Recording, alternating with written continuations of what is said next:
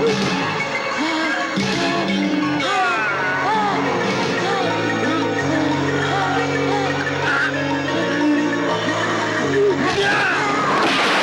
guys, it's Will. It's Hong Kong Cinema Appreciation Society. Welcome back to the channel. Welcome back to the corner of giant grapes, which is what I'm now calling the corner of my office. If you are new to the channel, welcome and thank you for finding us. I hope you like this video.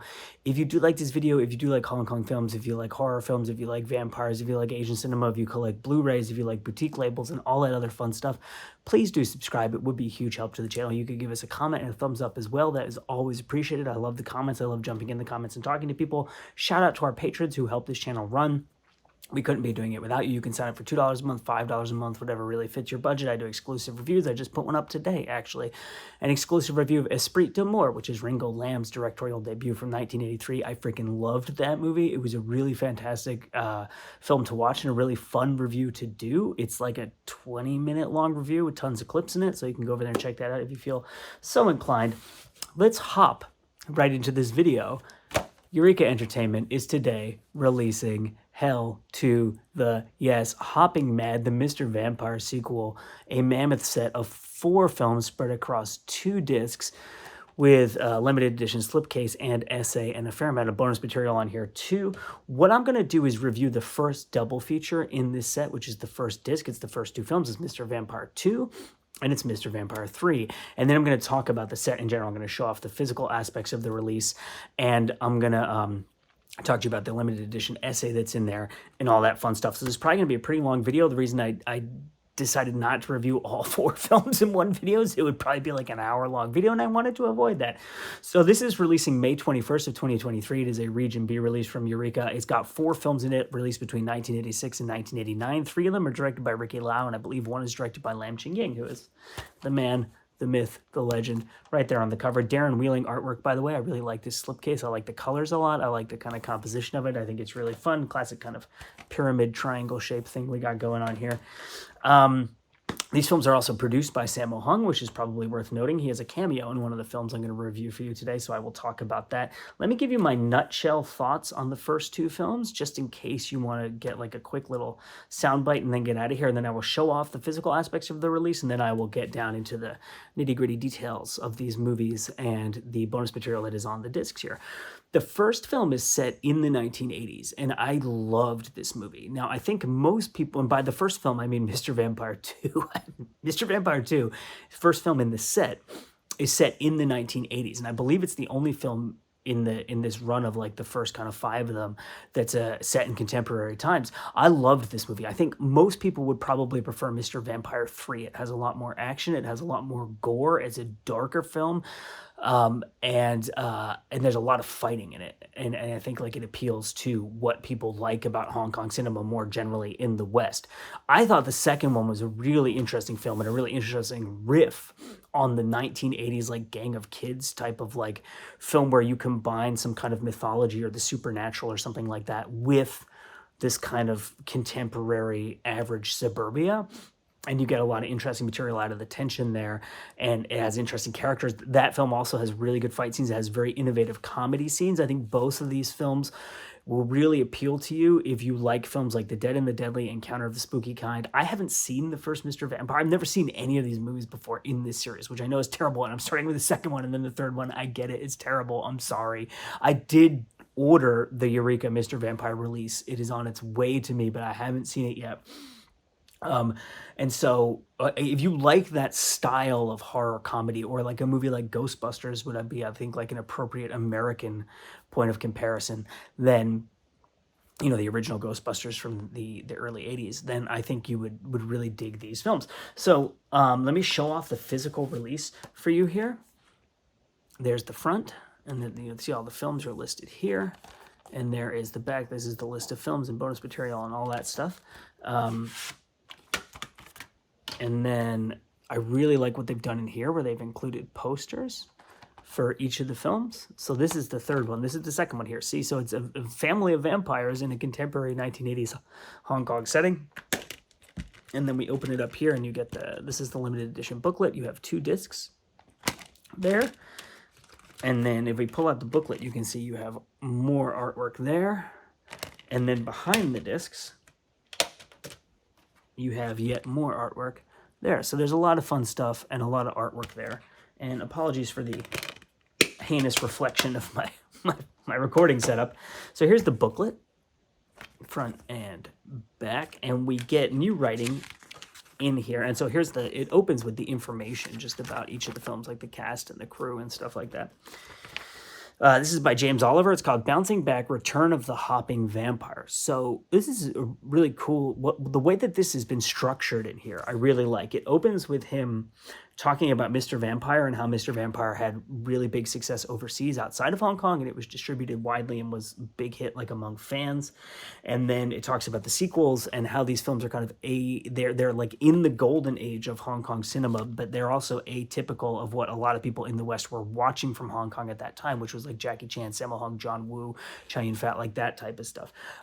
It tells you kind of about Sammo Hung's history with these types of films, like starting with Encounter of the Spooky Kind and The Dead and the Deadly and stuff like that, and like kind of the mythology behind them. And then there's a piece on each of the films in the set. So that was Mr. Vampire 2, there's Mr. Vampire 3, and does like a little bit of analysis and contextualizing and description of each of the films. And there's a lot of great images in here too. So this is a really cool piece. And if you're new to these films and you don't know a ton about them and you're interested in learning more, then this would be, I would recommend getting the limited edition version here. That's all the credits for the people who produced the Blu-ray, so that you can have that essay. So now I'm going to hop into my impressions of the films and also my reviews of the Blu-ray discs. Like I said, when I gave my little kind of capsule soundbite review at the beginning of this video, I really enjoyed both of these movies a lot. There was a moment while I was watching Mr. Vampire 2 where I thought how lucky it struck me how lucky I am that I get to collect all these movies, watch these movies, review these movies, have these amazing releases, and then I get to do these videos and talk to all these awesome people out there in the world who also love these movies about these movies and how much we love them. It is a very privileged position to be in, and this set really reminded me of how much I love doing this. And so the first film in the set, which is Mr. Vampire 2, which was released in 1986. It stars Chung Fat, Lam Ching Ying, Yoon Bi-yu, isn't it? Moon Lee, isn't it? Billy Lau, James Teen, Pauline Wong, Bowie Wu, and a bunch of other people who you will recognize if you've seen a lot of these films. I'm going to do something unconventional and just adjust my seating in my camera here in the middle of the video because it was really irritating me for some reason. That's much nicer.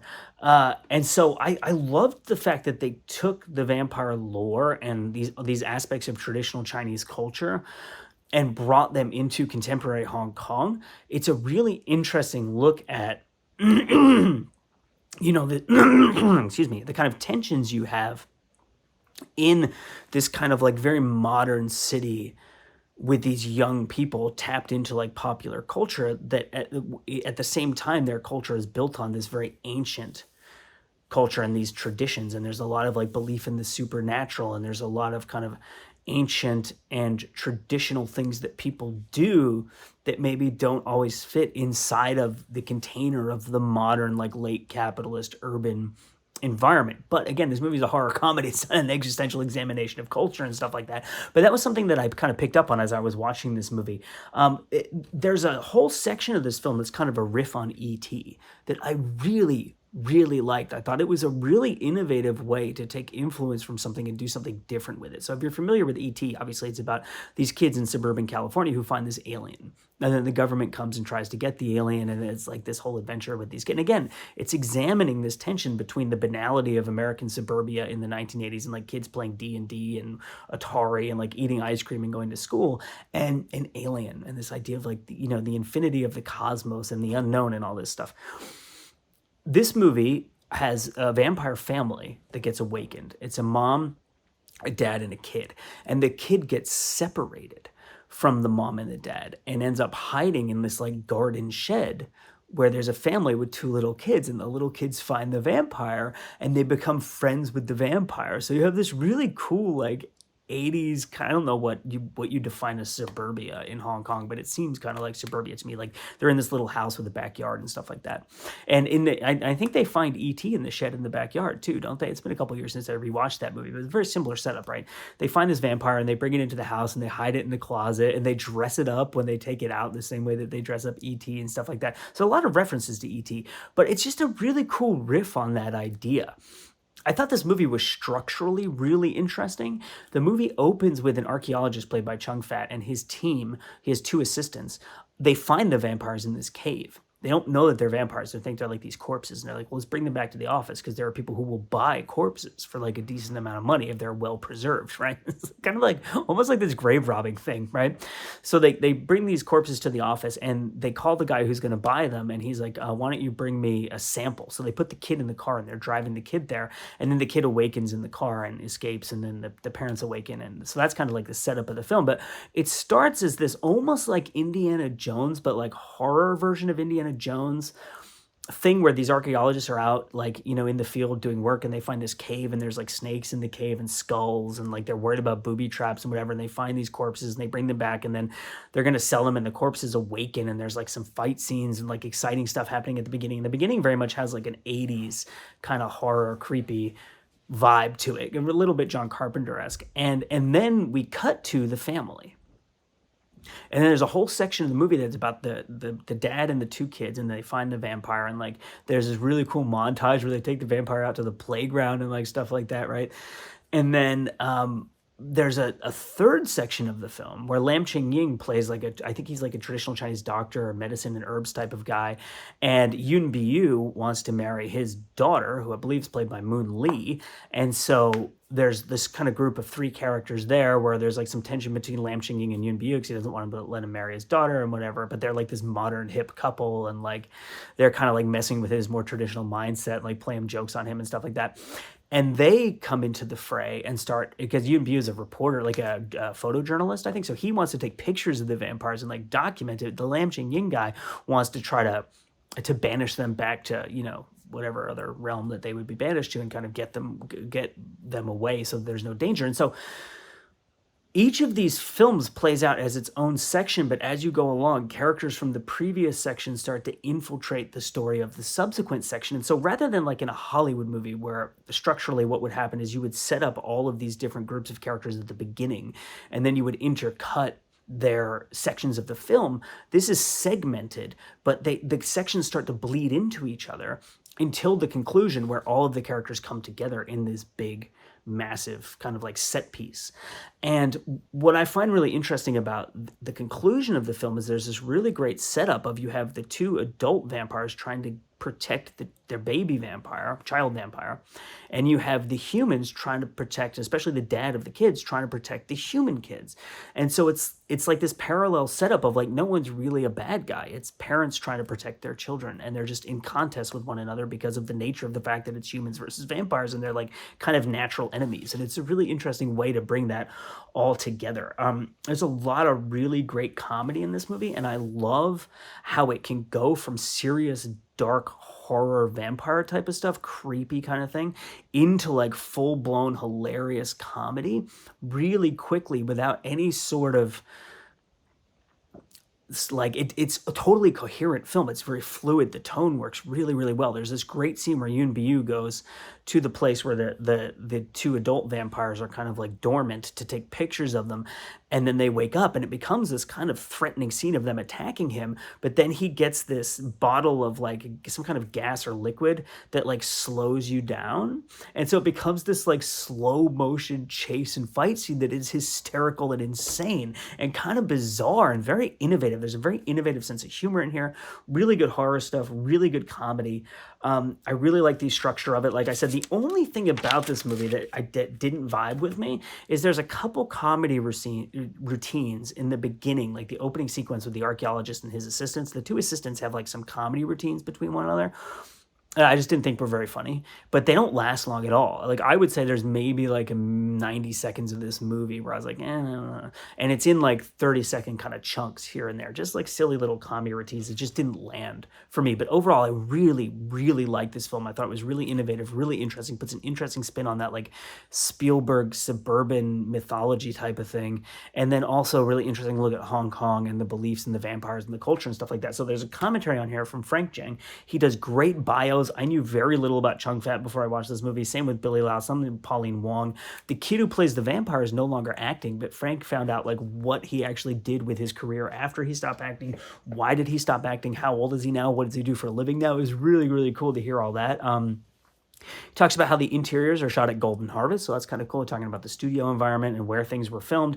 He points out a number of specific references to E.T. There's a robot toy that you see in part of this film, and he talks about like the popularity of that toy in Hong Kong at that time, which is really cool. He explains some of the puns that are in Cantonese that you might miss if you don't speak Cantonese, especially when like Yoon Bu and Moon Lee are like messing with the Lam Ching Ying character, and they're kind of like implying that they're boning each other, and he's like, stop, don't tell me this kind of stuff. And like the way that the puns work in Cantonese is very funny there. And then Frank redid the subtitles for this movie, so he talks about that process and what that was like and how he changed things, and it is really cool. So, Mr. Vampire 3, so that this video doesn't end up being like 45 minutes long, let's talk about the second film on the first double feature that I watched in the set, Hopping Mad, the Mr. Vampire sequels. So like I said, I think this is the film that most people would like more who are fans of Hong Kong cinema, because they like the fighting and the violence and the action, or people who like serious gore and horror and stuff like that. The second film, Mr. Vampire 2, is much more kind of family friendly. It's not a very gory or scary film, although it does have cool horror ambiance and elements. It's not like a really intense, nasty, gory horror film. The third one kind of is. The third one is a very interesting film because it preserves the elements of comedy, but it takes the gore and the horror much further. It is a period setting, really cool sets in this film and locations, or I don't know if they were filming on location or on sets, but like, you know, the traditional Chinese architecture and houses and stuff like that, and temples and things of that nature. So the setup of this movie, again, speaking of structure, screenwriting, setting, I really liked the structure and the setup and the storytelling in both of these films. This film does this really interesting thing where you essentially have like parallel protagonists. So let me explain this to you. Richard Ng plays a Taoist priest who is partnered with these two ghosts, where he gets hired to deal with hauntings, and his friend ghosts go into like whatever structure and pretend they're haunting it, and then he's able to capture them, and then they get paid, and they can eat, and they can live, and they move on to the next town and do the same thing. At the beginning, they get kind of found out because they run into this really great opening scene, because it starts as comedy and then it becomes kind of threatening and then it becomes comedy again. And they get run out of this town because they meet some really serious ghosts who are like kind of scary, and like they get like scared and run away from them. And then they get found out that they're con artists and they get run out of this town, right? So they move on to the next town, and then the next town, they discover that all of the people in the town are like gearing up for this battle, and Lam Ching Ying is kind of like the Taoist priest, like leader type of guy, and there are these like horse raiders. So there's people on horseback coming to steal the horses from this village. But as it turns out, they're not just people; they're led by a witch who's very powerful, and they're like these supernatural beings who are very hard to kill and capture and stuff like that. So the Lam Ching Ying character and the villagers are trying to fight this witch. The Richard Ng character is having this kind of existential crisis of like, does he want to keep working with these ghosts? And like the Lam Ching Ying character knows that he's working with these ghosts, and as a Taoist priest, he wants to capture the ghosts. And so you have these two Taoist priests who are like sympathetic to one another and understand one another and have this kind of respectful rapport, but at the same time kind of have a fundamental disagreement on certain things. And they're both kind of trying to work towards combating this witch, because then there's the whole thing with the Richard Ng's ghosts, and like the Lam Ching Ying character has an apprentice who wants to capture Richard Ng's ghost. So like it's very much a film that's what I call a reaction film. So you have a setup, and then you have an event happens and people react to that, and then so the Richard Ng character moves to the new town, there's a new situation, people react. It's not a film with like a really carefully structured architecture and the way that a film like Infernal Affairs, for instance, might be, where everything is immaculately placed, like clockwork type of filmmaking. It's more of like an exploration of what's happening to these characters as they go through these situations and react to them and create new situations until they lead to a conclusion. This is a violent movie with some very surreal imagery that I really liked. Like there's a part where the Richard Ng's like ghost buddy, he gets like kind of corrupted by this witch, and he's seeing like this giant eagle. So there's like this huge eagle running around, and it's like totally zany and surreal. And there's like scene where the ghost's arms get like really, really long, and it's like they're like flailing around like noodles. And there's another scene. What was the other? There's this really kind of nasty, gory, gross out. It's not like super gory, but it's like nasty, gross out, and also kind of surreal bit where Richard Ng is fighting. They're trying to, okay, this is set up as bananas. They're trying to deep fry these like supernatural ghost type creature guys, right? Who are like working for the witch. So they're like literally frying them in oil, and one of them escapes and it's like melting, and like it's very disgusting and weird, but also kind of surreal. And Richard Ng is like trying to fight this like melting ghost creature that's been boiling in oil. It's kind of nuts. And I think that kind of goes to that is a good example of like the zany, weird, innovative humor, the nasty kind of gory violence of this film, and the silly, strange tone of it. I'm just looking at my notes to see if there's anything else that I wrote down here that I think it's a pretty good explanation of this film. But in a nutshell, it's a darker, nastier film, but also retaining the humor from the Mr. Vampire 2. I honestly can't compare it to the first one because, like I said, I haven't seen it, and I do apologize for that. So there's 2 commentary tracks for this film. There's Mike and Arna.